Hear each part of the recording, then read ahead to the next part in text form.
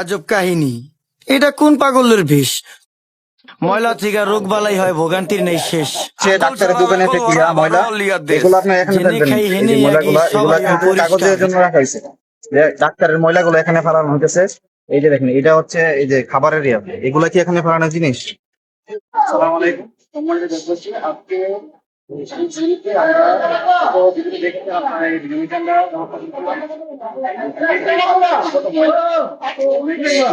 ময়লা ফেলাই নিচে, এই যে এখানে ময়লাগুলো ফেলাই। তো আমি সকলকে বলবো ভিডিও আপনারা করবেন না। এই যে ময়লাগুলা যদি না ফেলাই, অনেকের ময়লাগুলা নিচে ফেলা যায়, এই যে দেখেন কাছে না দেখেন এই ময়লাগুলো নিচে ফেলায়। দেখেন কলের এই অবস্থা দেখেন, দেখেন যদি দেখেন এই যে ময়লাগুলা এভাবে ফেলাইতেছে। তো এই অবস্থা করার পর যারা এই কাজটা করতেছেন তাদেরকে দৃষ্টি আকর্ষণ করবো, এই কাজটা করে কোনো লাভ নেই। আজকে জিনিসে ময়লা একটা পরিষ্কার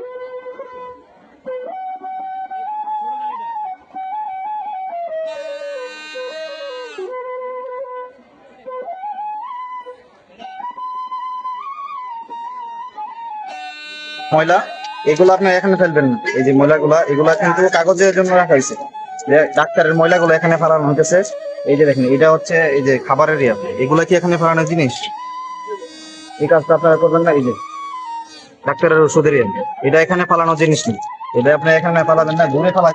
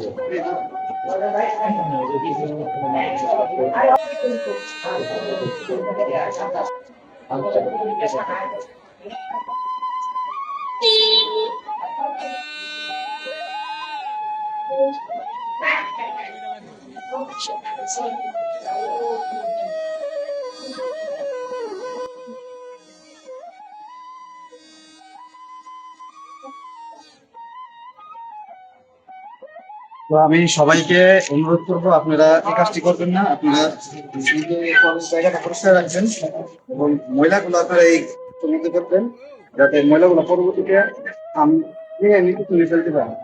তো সকলের কাছে অনুরোধ থাকবে, ময়লাগুলো দিকে ফেলবেন না, বাক্সের মধ্যে ফেলবেন। ভিডিওটি আজকে এই পর্যন্তই, ভালো করে শেয়ার করে দিবেন। আসসালামু আলাইকুম।